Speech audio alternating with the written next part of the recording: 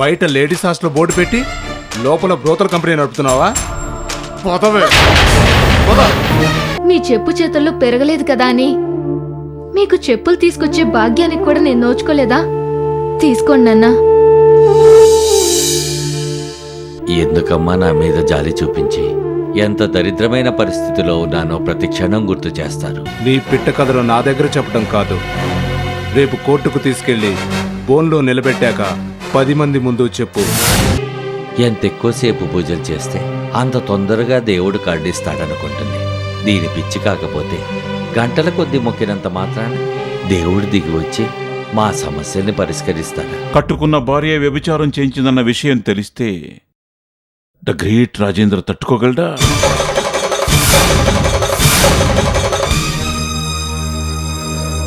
వెంటనే గుండాకి చచ్చిపోతాడు.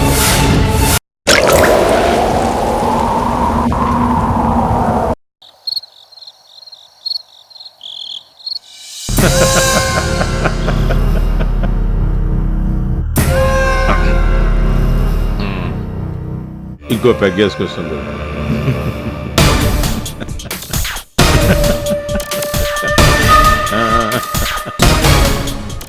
ఏంటి సార్, ఇందాక నుంచి తెగ తాగుతూ నవ్వేస్తున్నారు, నవ్వుతూ తాగేస్తున్నారు, గ్యాప్ లేకుండా తాగేస్తున్నారు. ఏంటి సార్ విషయం? మధ్యలో సోడా కూడా కలుపుకోలేదు, అది గమనించలేదా?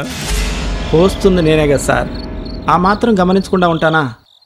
ఏమైంది సార్, ఈరోజు చాలా సంతోషంగా కనిపిస్తున్నారు.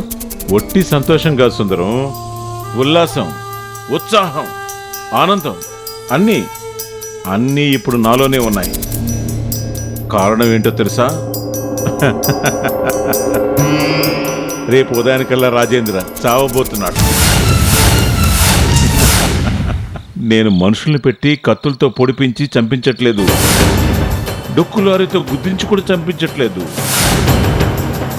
ఒక చిన్న డ్రామా ప్లే చేశా. ఉద్యోగం కోసం వెతుకుతున్న రాజేంద్ర పెళ్ళానికి హాస్టల్ వార్డెన్ ఉద్యోగం ఎరగా పెట్టి బ్రోతల్ కేసులో అరెస్ట్ చేయించారు.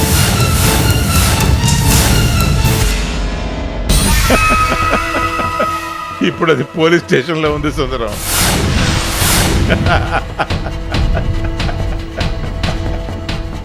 రేపు పొద్దున పెళ్ళాం కోర్టు బోనెక్కి ఫైన్ కట్టి న్యూస్ పేపర్లోనూ టీవీ ఛానల్లోనూ వస్తే నా స్వామి రంగా రాజేంద్ర గుండాకి చావక ఏం చేస్తాడు?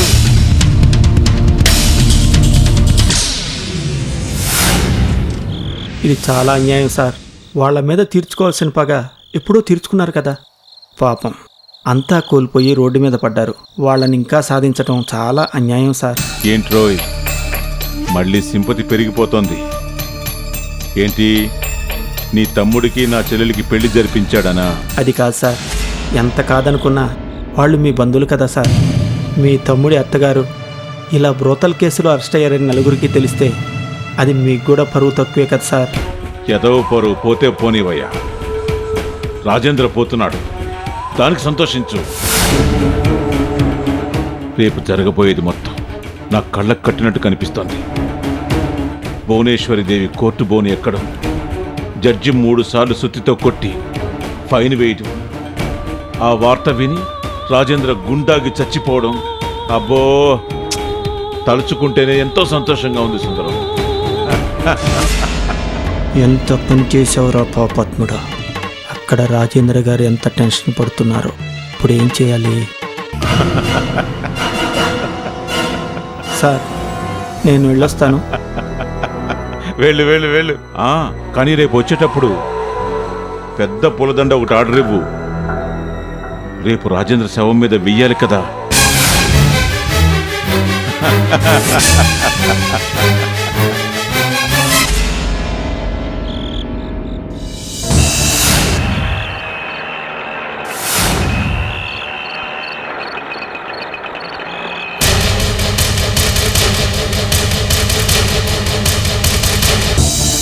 రాజేంద్ర గారు, రాజేంద్ర గారు, రాజేంద్ర గారు, ఎక్కడికి వెళ్ళి ఉంటారు ఈయన?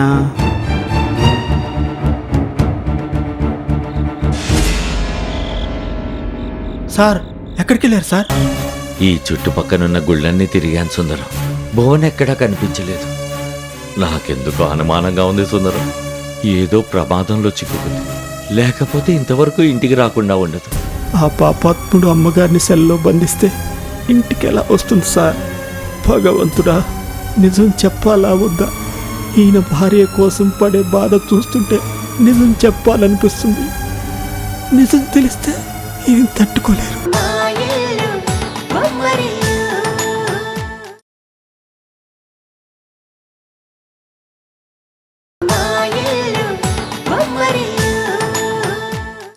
ఆ పాపాత్ముడు అమ్మగారిని సెల్లో బంధిస్తే ఇంటికి ఎలా వస్తుంది సార్?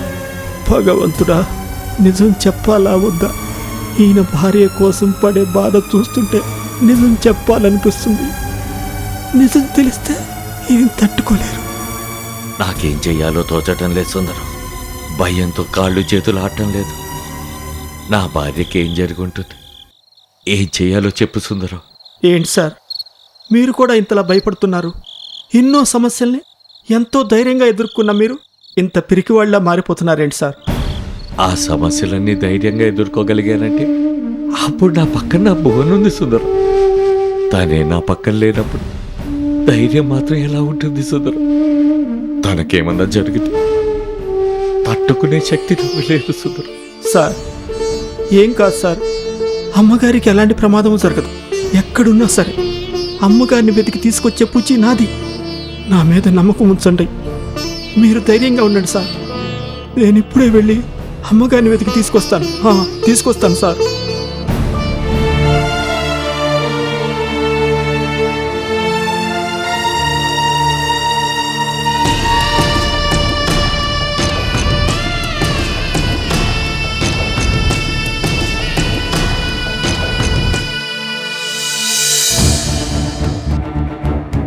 ఈ విషయం రాజేంద్ర గారికి తెలిస్తే తట్టుకోలేరు. రేపు పొద్దున అమ్మగారిని కోర్టులో హాజరుపరిచేలోపు ఎలాగైనా విడిపించాలి.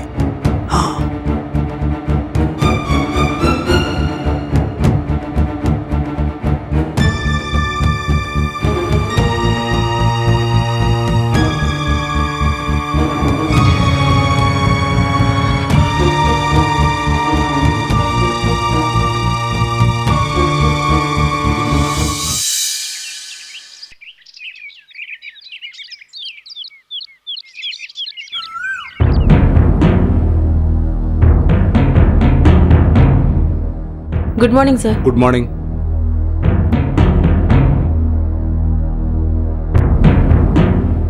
తొమ్మిది గంటలకల్లా కోర్టుకు వెళ్ళాలి. అంతా రెడీయే కదా? Ready sir. వెళ్ళి ఏర్పాట్లు చూడు. Okay sir.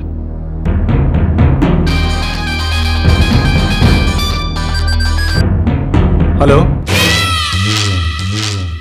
ఏం ఎస్ఐ, ఎంతవరకు వచ్చింది? దాన్ని కోర్టుకు తీసుకెళ్తున్నావు కదా? ఇప్పుడు అదే పనిలో ఉన్నాను సార్. అంతా మనం అనుకున్నట్టే జరిగిపోతుంది. Very good, very good. నువ్వు దాన్ని కోర్టు బోన్లో నిలబెడితే వెంటనే దానికి ఫైన్ వేస్తారు. మీడియాకు ఆల్రెడీ ఇన్ఫర్మేషన్ ఇచ్చేశాం కాబట్టి వ్యభిచారం కేసులో పట్టుబడ్డ దివాలా తీసిన ప్రముఖ ఇండస్ట్రియలిస్ట్ రాజేంద్ర భార్య అని న్యూస్ వెంటనే అన్ని ఛానల్స్లో వచ్చేస్తుంది. ఈ న్యూస్ ఎక్కడున్నా రాజేంద్ర చూస్తాడు, వెంటనే గుండాగి చస్తాడు. నాకు కావాల్సింది ఇదే ఎస్ఐ. వాడి శవం మీద కప్పడానికి దండలకు కూడా ఆర్డర్ ఇచ్చేశాను. వాడి శవం మీద దండలు కప్పాలి. వాడి శవయాత్రలో శివుడు తాండవం చేసినట్టు నేను డాన్స్ కూడా చెయ్యాలి. లెక్క ఏమాత్రం కూడా తప్పకూడదు ఎస్ఐ. మీరేం వరీ కావద్దు సార్. ఆవిడ్ని కోర్టుకు తీసుకెళ్ళడం గ్యారంటీ, మీ కోరికలు తీరడం గ్యారంటీ. సార్, కోర్టుకు వెళ్ళే టైం అయింది. మళ్ళీ మీకు ఫోన్ చేశాను సార్. అలాగే అలాగే.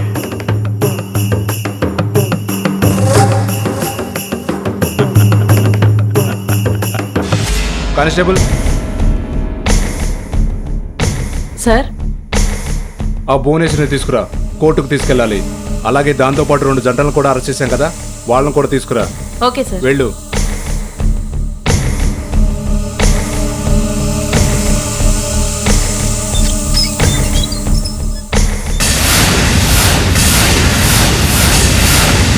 సార్.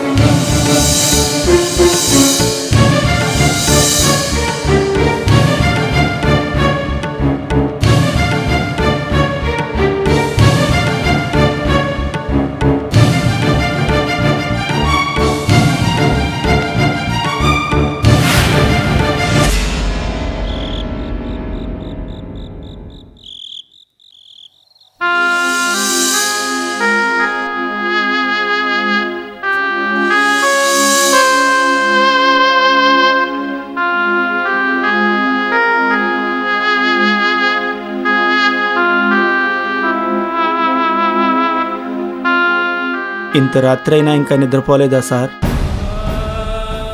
ఎలా నిద్ర పడుతుంది సుందరం? నా కష్టాల్లోనూ సుఖాల్లోనూ ఎప్పుడూ నాకు తోడుగా ఉండేది.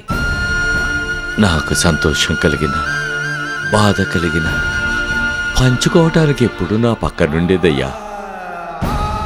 ఒక్క రాత్రి అది నా పక్కన లేకపోయేసరికి జీవితంలో అంతా కోల్పోయాననిపించింది సుందరం. నా కష్టాలు తొలగిపోవాలని దేవుణ్ణి మొక్కుకోవటానికి వెళ్ళి తనే కష్టాల్లో పట్టుదో అని భయంగా ఉంది.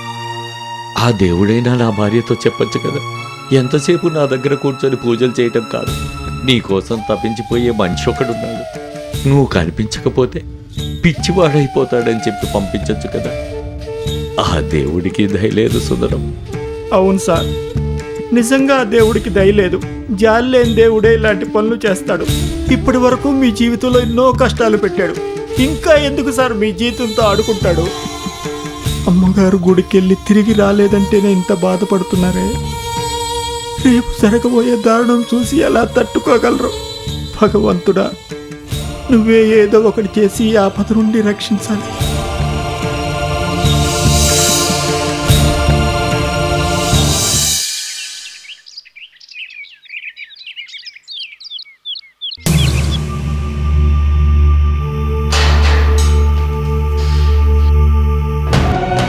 దయచేసి నా మాట వినండి.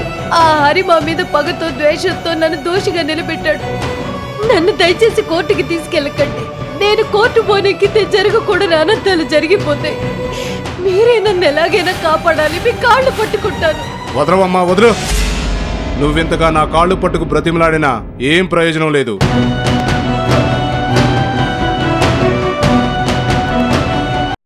ఎందుకంటే నువ్వు కాళ్ళు పట్టుకోకముందే నేను ఆయన ఇచ్చిన డబ్బులు పట్టుకున్నాను. నువ్వు ఏ తప్పు చేయలేదని నాకు తెలుసు. నీ చరిత్ర మొత్తం నాకు తెలుసు. అయినా నేను నిన్ను కాపాడలేను. డబ్బులు తీసుకొని ద్రోహం చేయకూడదు కదా. నిన్ను కోర్టుకు తీసుకెళ్ళడం గ్యారంటీ. హరిగారు చెప్పింది అక్షరాలా జరగడం కూడా గ్యారంటీయే. నువ్వు కోర్టులో ఏ తప్పు చేయలేదన్నా నమ్మరు. ఎందుకో తెలుసా? నీతో పాటు 2 జంటల్ని అరెస్ట్ చేశాను కదా, వాళ్ల చేత నువ్వు వ్యభిచారం చేస్తున్నావని సాక్ష్యం చెప్పిస్తాను. సాక్ష్యం బలంగా ఉండాలని వాళ్ళని నేనే అరేంజ్ చేశాను.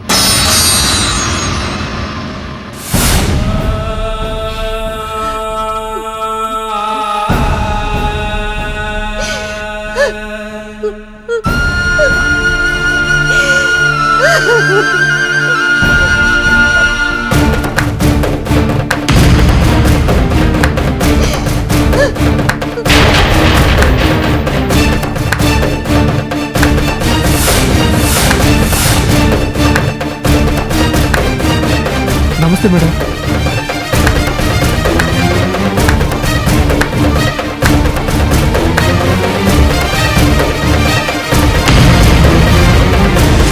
మేడం, లేడీస్ హాస్టల్ పేరుతో వ్యభిచార గృహం నడుపుతుంది మేడం.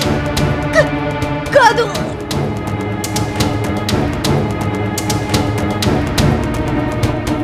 నేను కాదు.